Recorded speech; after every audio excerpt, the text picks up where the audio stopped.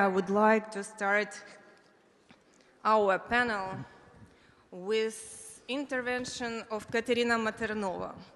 And I would like to ask you, Your Excellency Ambassador, about your experience in Ukraine and about self-governance in the EU and the role of self-governance in integration processes. And you've been following decentralization reforms for years.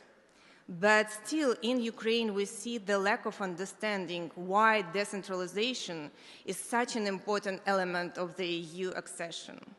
There are many misconceptions that overlook the role of administrative processes in the local communities for achieving accession goals. Could you please elaborate on this topic and the reasons why focusing on local self-government in the larger context of the EU accession is so important? Дуже дякую за запрошення. Рада вас бачити. Dear Lana. Thank you very much for inviting me. I'm very happy to see you. The architects of decentralization, Volodymyr Groysman, and say that. Was it for me or for you? For both. In fact, and this was true even before the full-scale invasion, whenever I spoke about reforms in Ukraine, I always said that one of the most impactful and transformative reforms that Ukraine has done has been decentralization. That was followed by fiscal decentralization and transfer of a lot of competencies to the local level. But more importantly, it created a virtuous cycle of what is called amalgamation in Ukrainian, the various communities getting together and organizing themselves. And since the full-scale invasion, it's not only an article of faith that I say that. Now I know, because I have now traveled to upwards of 20 oblasts in Ukraine, and wherever I go, I try to talk to local leaders, and every single one of them would tell you that Ukraine would not have been defying the odds, as we talked about here today, that, you know, smart agencies were predicting Ukraine would survive 3 days, Kyiv would fall in a few hours, that it was in fact the getting together and the self-organization that came through decentralization that gave people the skills and the ability to survive so well the first attacks. So I think it's not only reconstruction or organizing things in peacetime, but I think the war is very much a testimony to the strength of decentralization. Now, let me a little bit pop the EU bubble on that. There is no acquis communautaire. There is no directive or a regulation by the European Union on decentralization. You have very decentralized states like Germany, where the Länder have huge amounts of powers. You have other states like Spain, where the regional authorities really carry a very important set of activities and have the taxing power, etc. You have France, that came out of a very centralized system that started with Napoleon, and it's slowly building more regional authorities, and you have a set of actors that are both central, like the préfet and the regional authorities coexisting in an uneasy coexistence, a little bit similar to Ukraine. So there is no model, there is no dictum from the European Union on how a country should be organized administratively. Those are national decisions. But what we have done in the European Union, in fact, when we were drafting For those who don't know, I spent 10 years working on Ukraine, first 7.5 out of Brussels and the last 2.5 years here as the EU ambassador. And when we were drafting the first opinion that led to granting Ukraine the candidate status, I actually personally insisted that we put credit for decentralization into our official documents, and those who look at the tables of the acquis communautaire say, no, it doesn't belong here, and I had to insist that it does because it's a fundamentally democratic organization of the state, and as I mentioned at the beginning, it proved its worth not only in peacetime but in the full-scale invasion, and we very much encourage the process to go forward. We even made further decentralization part of our conditionality under the Ukraine facility, and we also provide a lot of technical assistance, a lot of investments at the local level, and I will finish with an example from last week. I was in Ivano-Frankivsk. Everybody should go there, it's a beautiful place. And we took a ride together with my friend who is representing the European Investment Bank here in one of the trolley buses that EIB financed, backed by EU guarantee with EU grants, to make public transport accessible and more modern in Ivano-Frankivsk. And we have dozens and dozens of examples like this. And can you please tell us a little bit more why local self-governance is so important in the process of implementation of EU rules on the level of local communities? Again, it's not the EU rules, it's the spirit of democratic governance that makes the local communities indispensable. And it's going to be, a lot of the local competencies are actually national competencies in the EU, whether it's health, whether it's basic education, etc. But it's the principle of it, it's the process of local democracy, of local budgeting, and being closest to the citizens, that is important. In the EU, there is a very important principle called subsidiarity, where we believe that power should vest with that level of government where it's most efficient. And there is a lot of competencies. I mentioned education, primary education, health, etc., but also local services, etc., that are best organized at the local level. So again, it's not the dictum, it's the belief in the best, most democratic and most efficient way of organizing a lot of these services that we believe in should be vested with the local self-government. Thank you, Katarína. Пане Володимире, ви саме запускали реформу децентралізації в Україні, і це минуло вже майже... Volodymyr, you launched the reform of decentralization of Ukraine, and quite a lot of time has already passed. How would you evaluate the success of decentralization, whether it has taken place, whether the local authorities have enough administrative authority and capabilities in order to resolve all the issues related to accession to the European Union? Thank you for this meeting. I thank Serhii for inviting me. I am happy to participate in this very esteemed panel on a very interesting topic. I think we'll talk a little bit about local self-government and a little bit about resilience, which we need. Whether our reform is successful, I think the people should speak for this, and communities.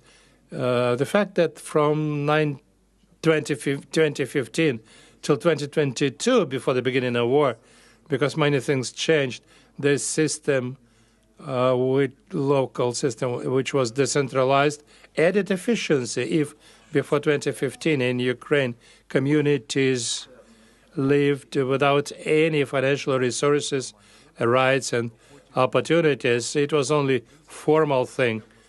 But then we did what is not typical for central authorities. We took these functions from the center, gave them to local communities, and their budgets increased by 5 or 6 times, and they got much more possibilities and opportunities. We spoke about primary education, healthcare. The process started. Millions of people started gaining their experience on how to live better, more effectively. We broke down the old system which developed for decades of Ukrainian independence, which means that decentralization, it is good. Effective local self-government, it is good. And it always pushes us towards development, towards success. But I must say that after the large-scale invasion, we faced another big challenge. Before the invasion, it was COVID-19, if you remember. So immediately after COVID pandemics, we got the war.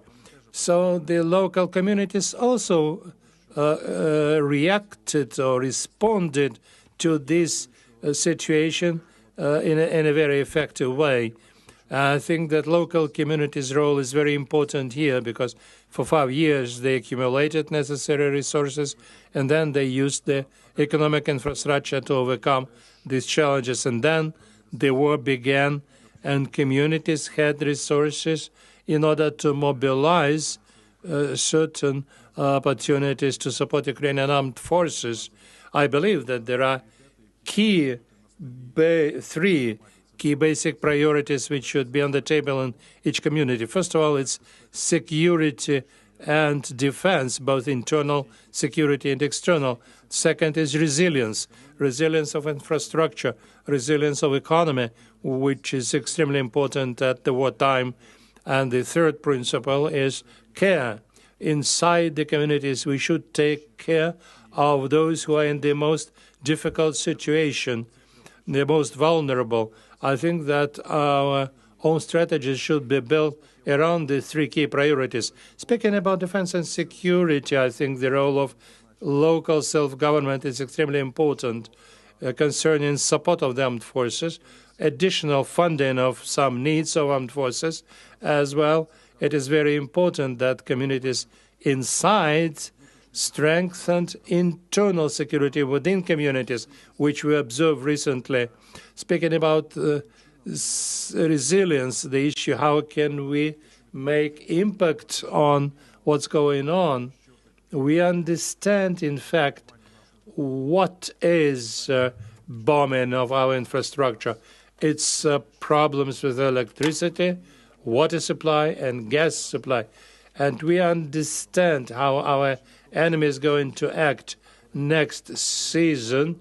And remembering that we entered this winter with a big base when we had much more capabilities, generators, and so on. Now our base is much smaller because a lot of things were ruined. That's why, without participation of local communities, only by the central authorities, it's without local communities, it's impossible because we need to do everything possible for us to be able to function properly at the local level during attacks. And I think that it's necessary for the state to give more roles to the Association of the Cities and Local Authorities of Ukraine to play a bigger role in preparing all the critical infrastructure for the next winter. It's going to be quite difficult. How do you evaluate our capacity to ensure the resilience and how to best prepare for next winter and to envisage how communities will work in the future?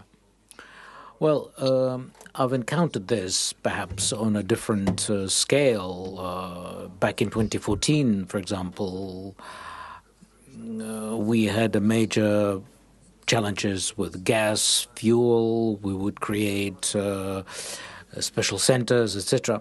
Now, if your question is, do you think communities are ready? Definitely they are.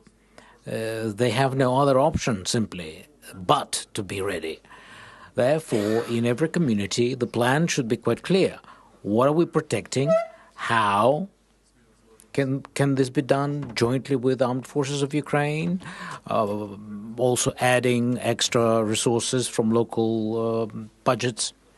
As far as the rest is concerned, all other development projects should be mothballed and concentrate just on this.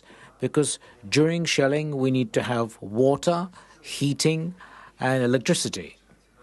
If after shelling we have outages, we need to have a decentralized system that can be adapt quickly and replace the centralized supply. Next, we need to focus on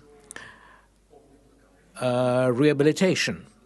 And we need to have a system of how things are to work during complete blackout. Whether every single community is ready, it's hard to say, but it is clear that we need to have to prepare, and we need to have a plan. The next winter will be, of course, different. Situation will be different, but we need to be prepared and minimize possible challenges for people during the difficult winter period. As far as local self-governance is concerned, it is obvious that during the war things have changed. Civilian military administrations were introduced. We still have some debates regarding the flow of funds, central budget versus local budget. I have always been promoting local self-governance, but I think during the war, no discussions of this nature should take place. The state should receive everything from local communities to protect this country. After the war, when we get the long-lasting peace, we will have to rebuild the system. We will have to finalize the decentralization reform, and we will have to build a more effective system of administering the state at all levels. This concerns local communities, regional councils, redistribute revenues correctly, tax revenues, in order to foster economic development, growth, and to redistribute resources as effectively as possible. So subsidiarity principle should be applied, as Her Excellency quite correctly pointed out. We did this. We did not finish the decentralization reform because things intervened and we were simply unable to do that. Amendments to Constitution are pending to change the local community, the way the local communities function. In the past, there was a strong lobby for this move. We failed that at the time, but hopefully another window of opportunity will open in the future. Well, our communities need to be able to resist challenges and to use resources of the European Union and the funds. But that means the communities have to come up with good projects. and there aren't many available. Taras was supposed to come online with us. Has he joined yet? No, probably not yet. Let's move on then.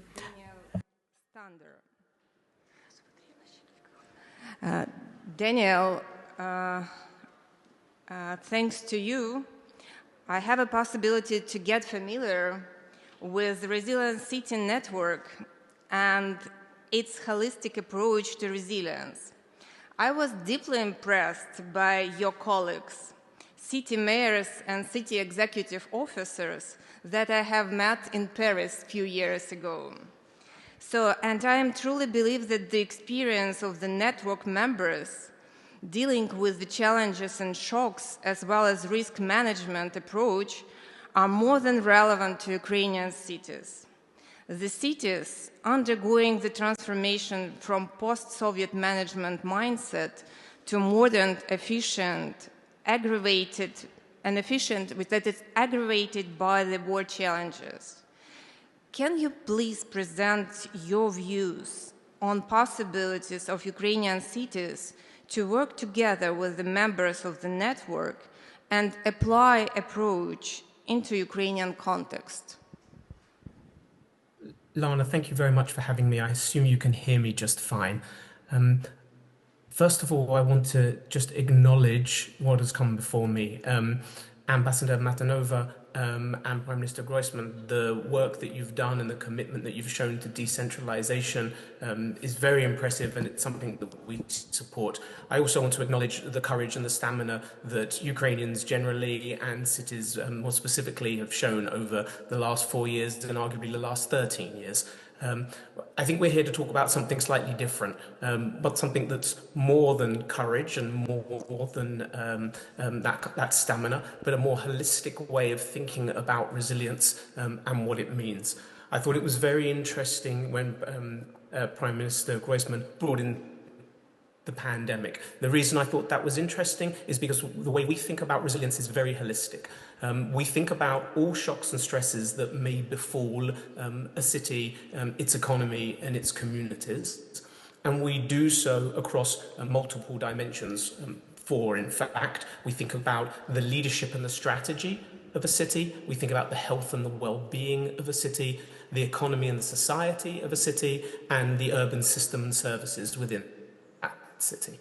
And I won't go into the details now, but Lana, we were lucky enough to have you join us in Paris to learn from cities like Rotterdam, like Manchester, like Paris, who had themselves all experienced their own versions of shocks and stresses. Nothing is ever the same from city to city. Resilience is always situational, as are the circumstances. But whether it was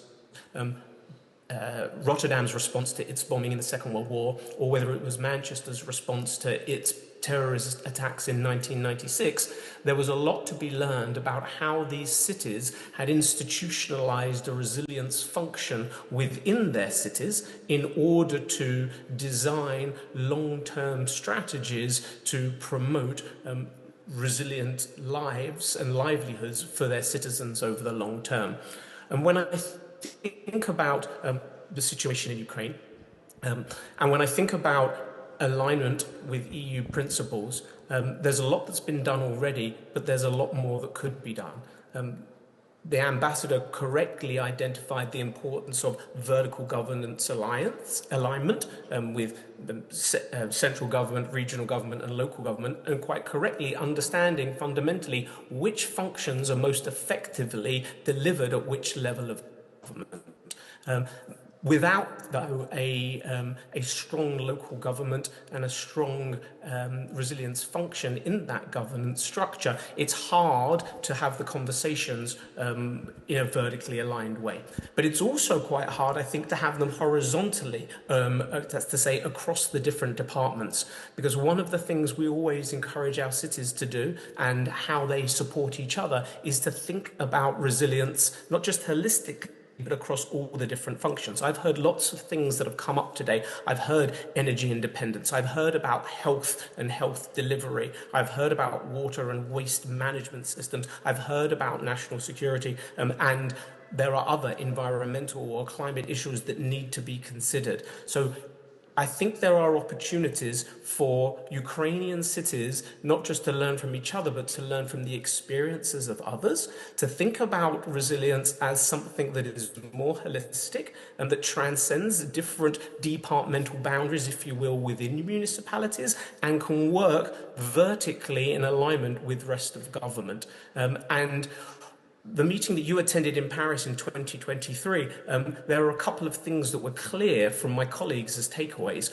One is that the aspiration is absolutely there inside Ukrainian cities. Two was we saw a huge opportunity to leapfrog.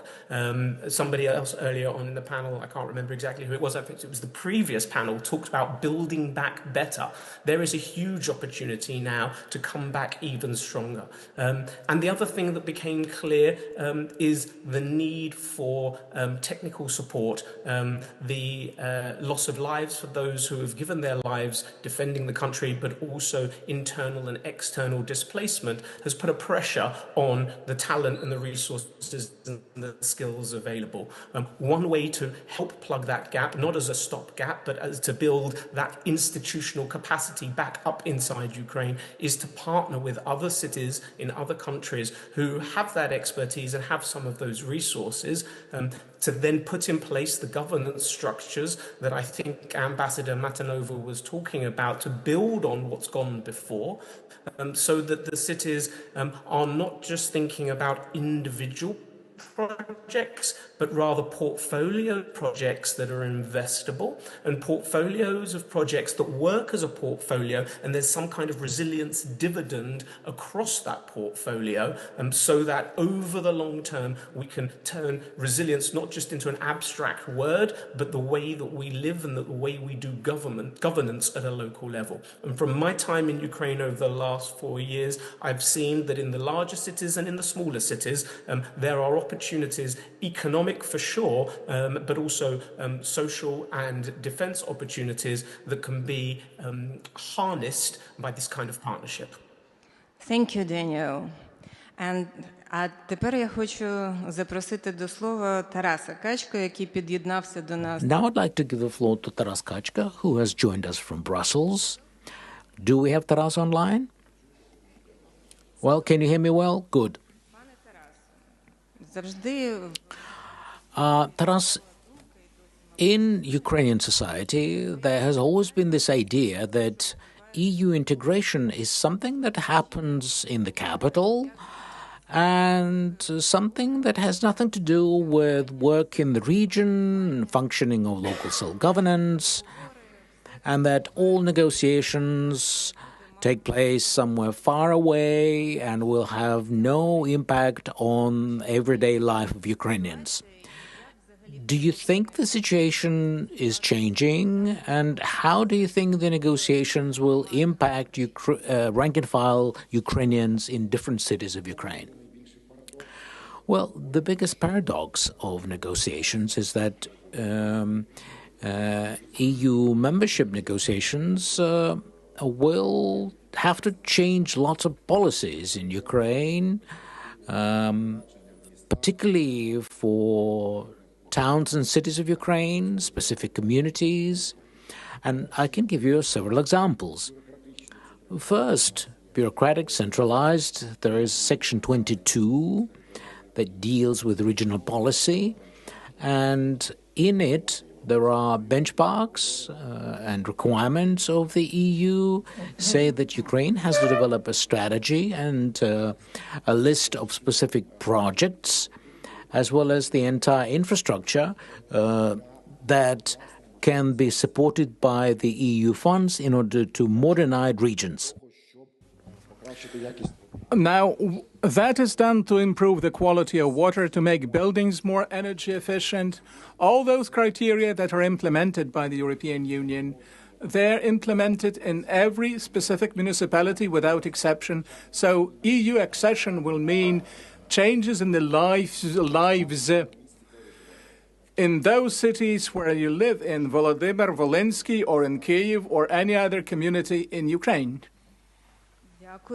Thank you. And how will those changes be occurring? Will that occur overnight, or who would be responsible for their implementation? Will it be local government, or would there be some sort of additional funds or foundations? And how would Ukrainian communities gain access to European funds?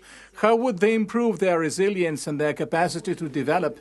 Essentially, the policy of economic development in the European Union is implemented through regional policy.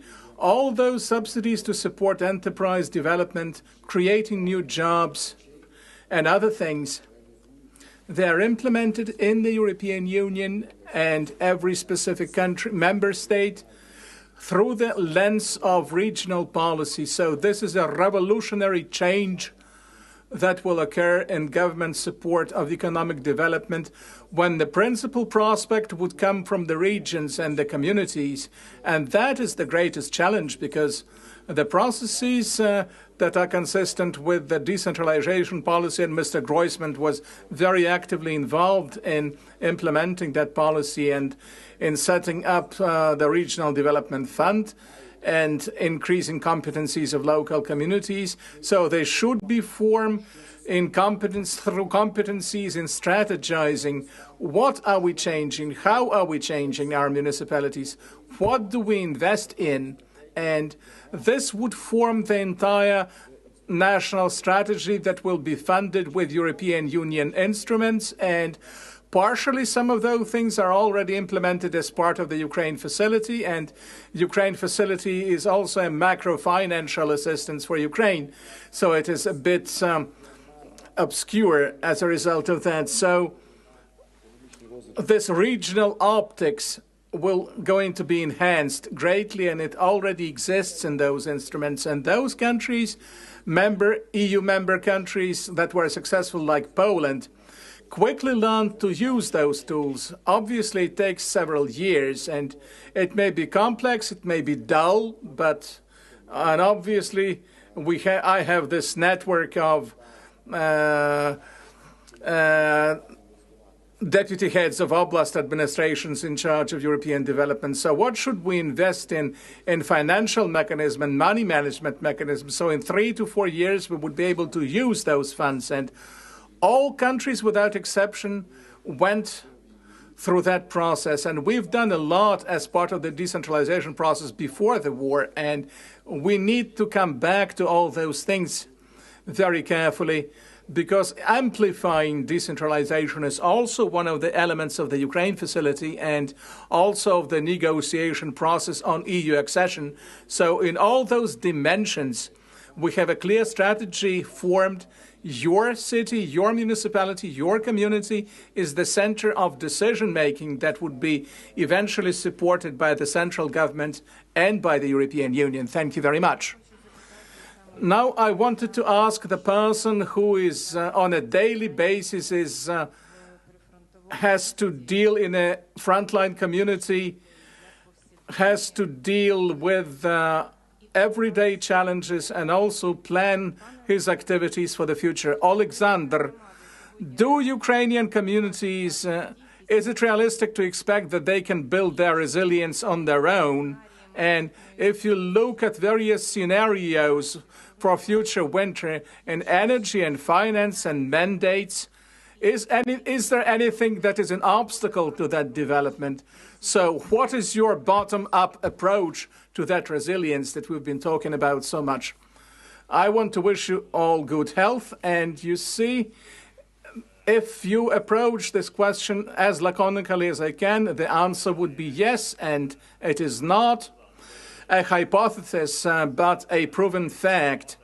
A modern Ukrainian community is not just a social or economic unit in Ukraine. It is an element of national security of the entire country, and in the first days of the full-scale invasion, we did not have the time to wait for decisions from above, and we had to act very quickly, and those were the communities that assumed all responsibility for security, for basic things, for logistics, and more broadly, even for the defense of their communities, and we actually managed to do it. It became possible because Ukraine had the most successful decentralization reform, in my opinion, and it is very gratifying to see that we have people here who are a part of this discussion and the organizers of this discussion who were closely involved in that reform. So that particular reform, decentralization, has given the communities not just the resources, but the mandate to act, the mandate to make decisions expeditiously at the local level. And this has transformed the communities from administrative units into fully fledged elements of national security. And I'm telling you this as somebody from Chernihiv Oblast, who heads a community in Chernihiv Oblast, because we have borders with Russia and Belarus, two terrorist states, and on the first day of full-scale invasion in 2022, we had people at the entrance to the city trying to occupy the entire territory of this oblast, of this province, and thanks to our territorial defense that was established very quickly, we managed to rebuff the enemy, and we did not let them enter the city, so we did not have a single Russian boot on the ground in Chernihiv, and late in July, all Chernihiv Oblast was liberated from the Russians. So for 5 years now, when Nizhyn and all Chernihiv Oblast show Ukrainian resilience, but when we are talking about limitations that may interfere, first of all, those are systemic factors, and the risk of decentralization being scaled down when communities lose their financial autonomy, they lose the speed, they lose the flexibility. But in the situation of war, it is critically important because resilience is not just availability of resources, but the ability to dispose of them and administer them expeditiously. And for the European Union, this could be an important lesson because local autonomy equals systemic resilience. Then we're talking about human resources, and unfortunately, the war and the impact of the war, we're losing our population, but we're living in a situation of internal symmetry. So in Chernihiv, Kharkiv or Kherson, a lot of people are leaving. They're moving to Western Ukraine, they're moving to other countries, so we're losing this human capital. So one of our priorities is retaining this capital, is developing this capital. And thirdly, we need to have the financial resources. And it is the impact of the war, but also the decisions that were made by the central government 2 years ago. Unfortunately, the government deducted or withdrew the certain taxes from the community, and we lost about 40% of revenues that used to be a part of the local budgets. And back then we were able to help our armed forces more systemically, but now we can only cover the basic needs. So we cannot be talking about development. We can only do that with support from our international partners. We have 14 sister cities in various countries, 2 of them in the United States and the rest in European countries, and we are actively using those opportunities.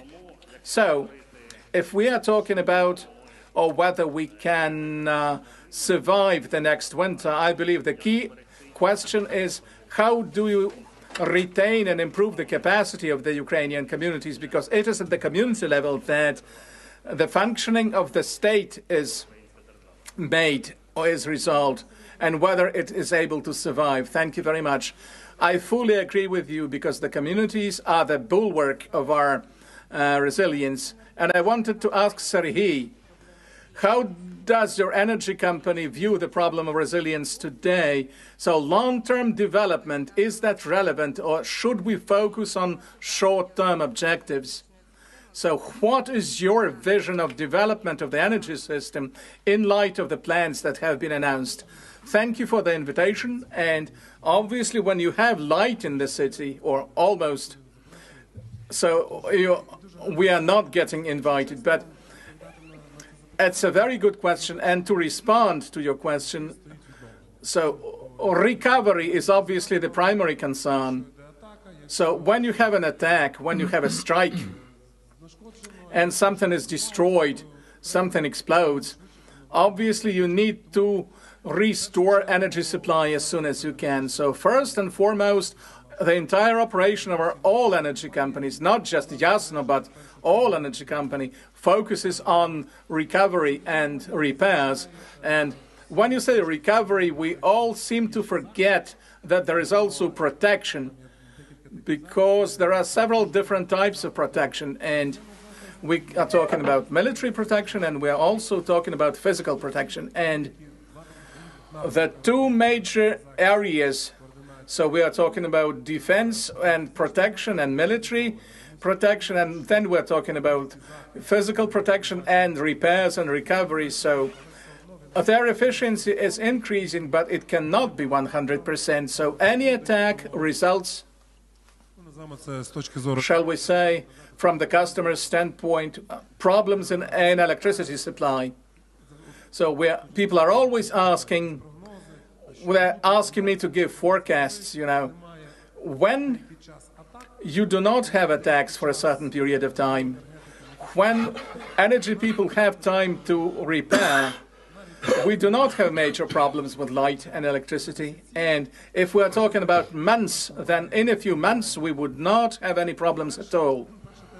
So my first point is that recovery and repairs come first. And when you are talking about recovery, we are talking about several different areas. We are talking about generation, and then we are talking about networks in the broad sense of the meaning, and various levels of networking and various levels of generation.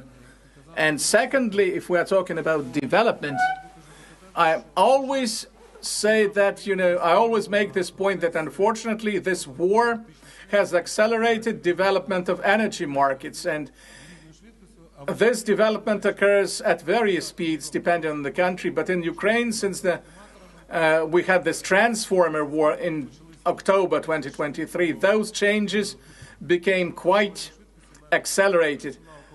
They were occurring at breakneck speed, and the companies were not always able to catch up. As far as development is concerned, our position and my position and our company group position is concerned, we cannot just repair and recover, because you have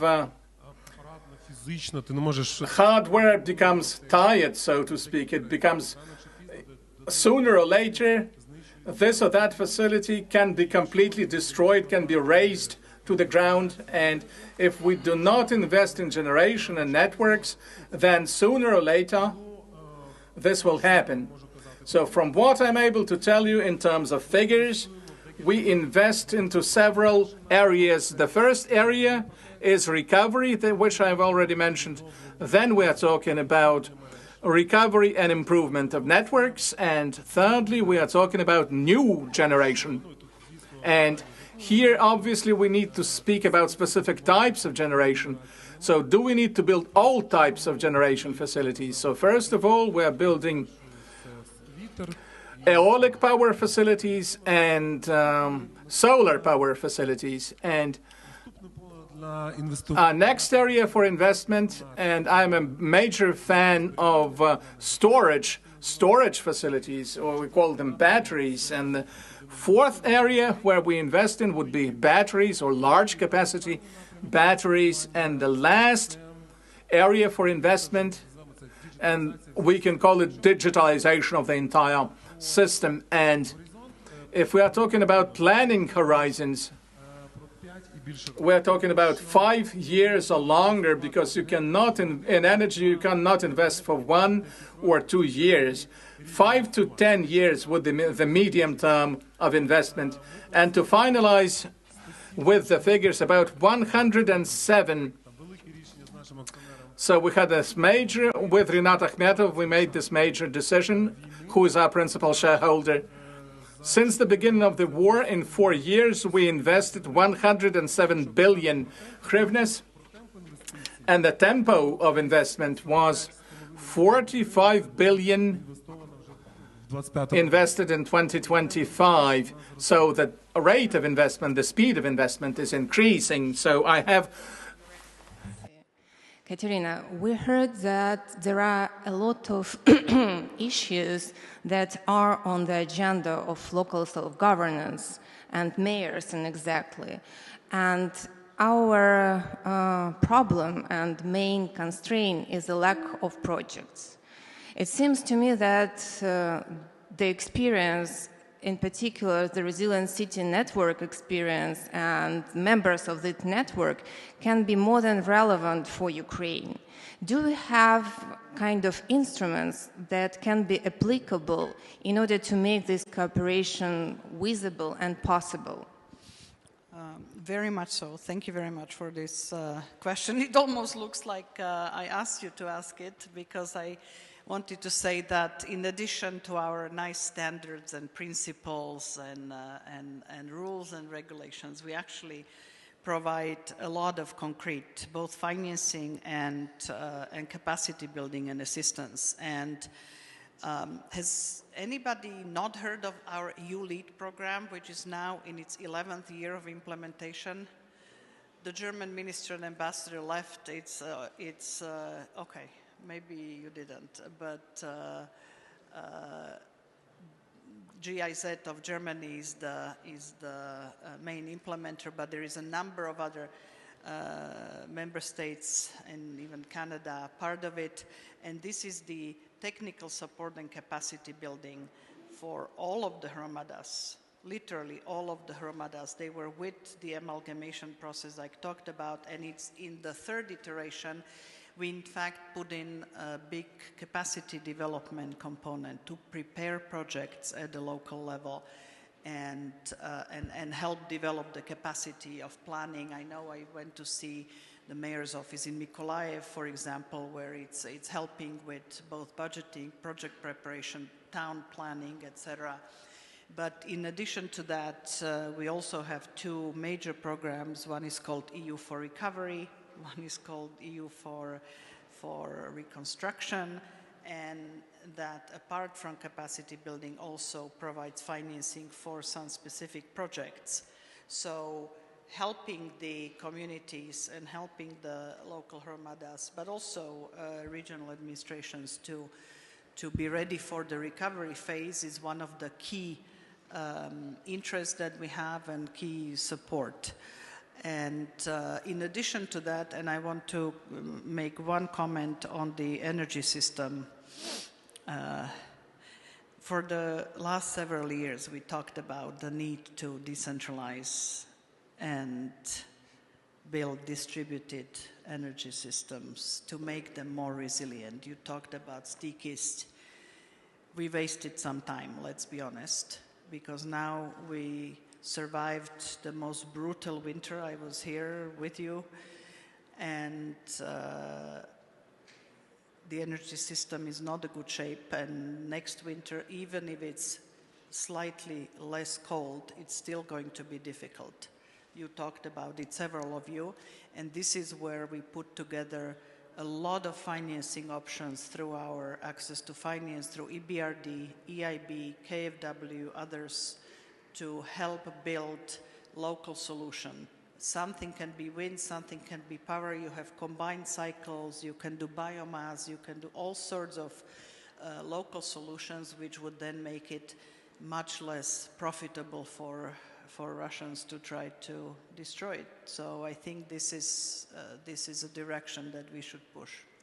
Thank you, and we really appreciate your assistance and your involvement in all the processes and your presence here with us, because only together we may be more resilient and think not only about next winter, but all winters which are in front of us.